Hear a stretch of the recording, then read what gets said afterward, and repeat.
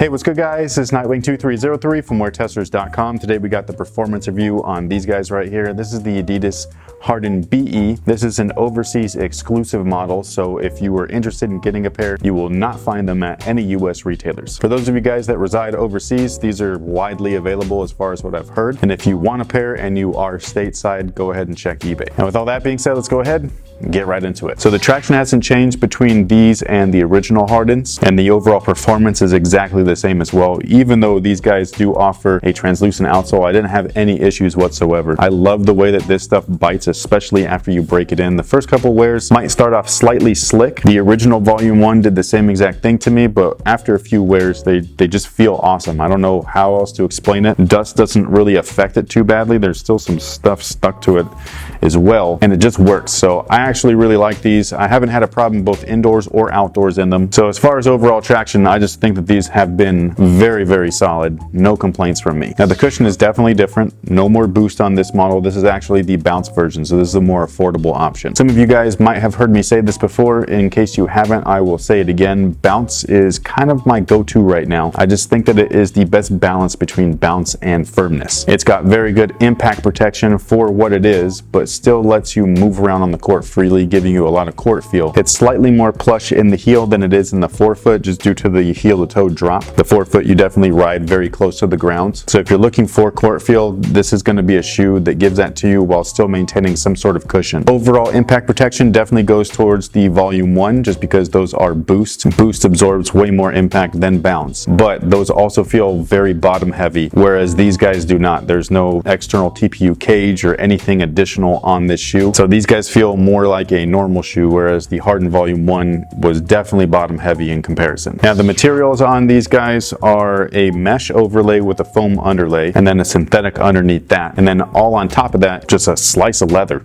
Like, it's super weird. I really like it though. I think that it's really awesome that they just literally just laid on a cut of leather. They're like, yo, we're gonna cut this shape, we're gonna lay it on you right there. Just leave it at that. The overall materials feel very stiff at first, but once you break them in, they feel awesome. Every time I put these on, I'm just like, man, this is fantastic, which is exactly how a shoe is supposed to be. You're supposed to give them some time. It's not always a thing about like putting them on fresh out the box and they're ready to go. That might be how a lot of mesh and knitted materials work, but if you're working with something like this, it's going to take a little bit of time, and if you put that time in, you are going to enjoy the shoe a whole lot more. What ends up happening is that the materials break in and end up feeling like they're one-to-one with your foot, like this shoe was just custom made for you. Materials have also been extremely durable as well, so not only they're comfortable and functional, but they are also durable, which is a huge plus. Now the overall fit, I would say go true to size. The Volume 1 felt a little bit long to me, even though I was good going true to size. These guys though, I would just go true to size, period. If you're a wide footer, this is one of those tricky ones where I can't just say like go try them on, because they are literally not available in the States. So if you're an extreme wide footer, you might want to go up half a size, but otherwise true to size should be fine. Overall lockdown in the midfoot and forefoot section is fantastic.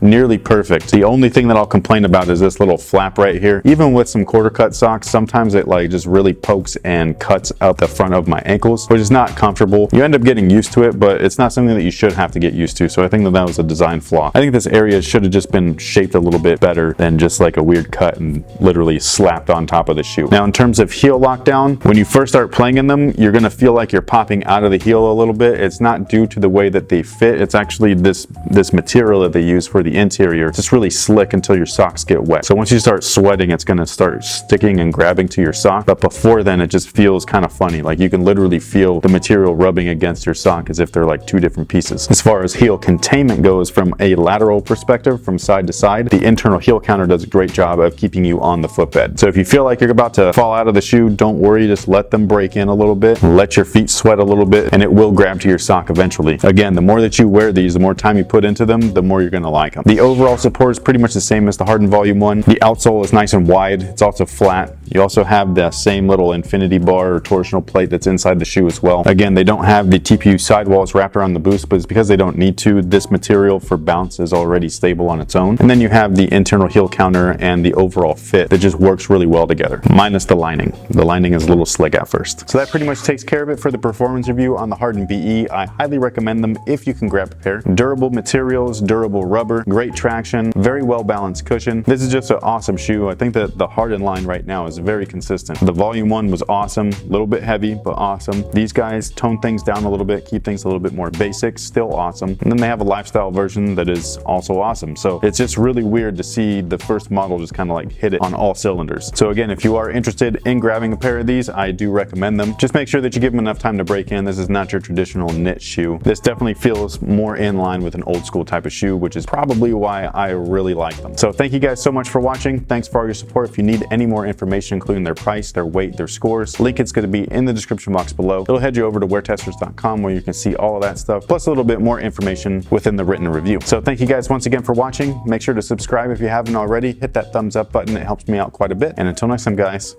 have a good one.